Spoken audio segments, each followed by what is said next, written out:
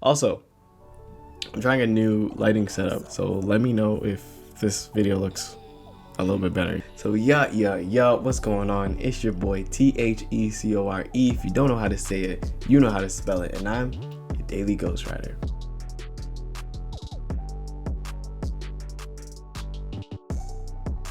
Now that you understand all 6 parts of a song, let's talk about how you use those parts to make song structure. When it comes to songwriting, you'll find that most songs follow a specific template or a certain blueprint. And that blueprint is 1, A, B, A, B, C, B, 2.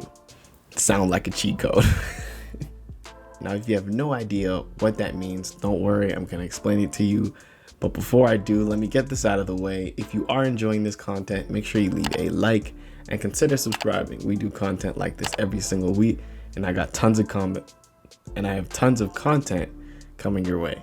So the example that I gave you is actually really simple once you know what the letters and numbers mean. So 1 is your intro, A is your verse, B is your pre-chorus and chorus, C is your bridge, and then 2 is your outro.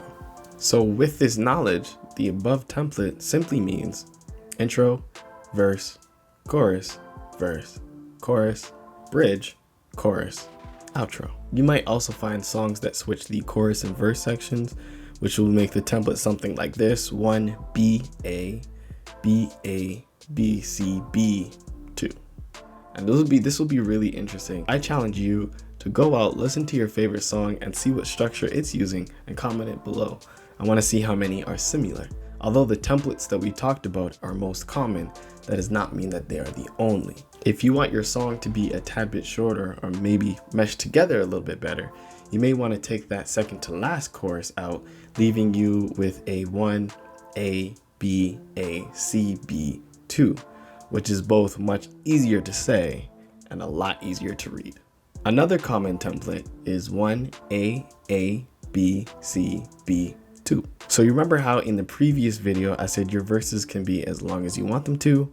Well, this is a prime example of that. In this template, you have a elongated verse that leads into a chorus and the bridge after. You can even throw a second short chorus in before the bridge if you wanted to shake this template up. As a musician and songwriter, don't be afraid to play with these templates, as they are simply used as a blueprint for your song and not an end-all be-all. An example of this is if you look online, you may find fun variations like an AAA, or a song that doesn't utilize a chorus like an ACAC, which is substituting your chorus for your bridge. In that example, you'll probably have a bridge 1 and then a bridge 2.